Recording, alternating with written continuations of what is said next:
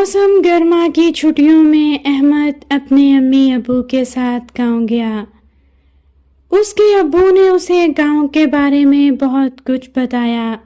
وہاں احمد کی ملاقات اپنے چچا زاد بھائی سے ہوئی، جس نے اسے بتایا کہ کچھ دن پہلے یہاں ایک لڑکے کو سانپ نے ڈس لیا تھا۔ تفصیل پوچھنے پر اس نے بتایا اس لڑکے کو خطرناک جانور پالنے کا شوق تھا۔ ایک دفعہ اسے ایک چھوٹا سا سانپ ملا۔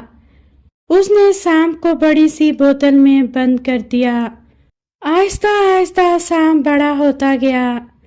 ایک دن اس لڑکے نے سوچا کیوں نہ میں اسے آزاد کر دوں۔ اس نے سوچا ڈسنا تو اسے آتا ہی نہیں ہے، کیونکہ اس نے ہمیشہ دودھ ہی پیا ہے۔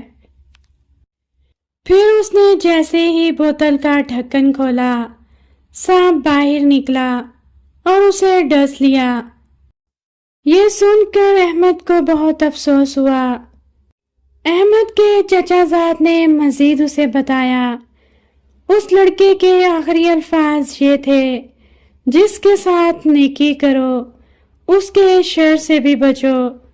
اور میں سوچنے لگا کہ واقعی سانپ، بچھو اور بعض لوگوں میں وفا نہیں ہوتی۔ اگر ان کے ساتھ نیکی کی جائے تو ان کے شر سے بھی بچنا چاہیے۔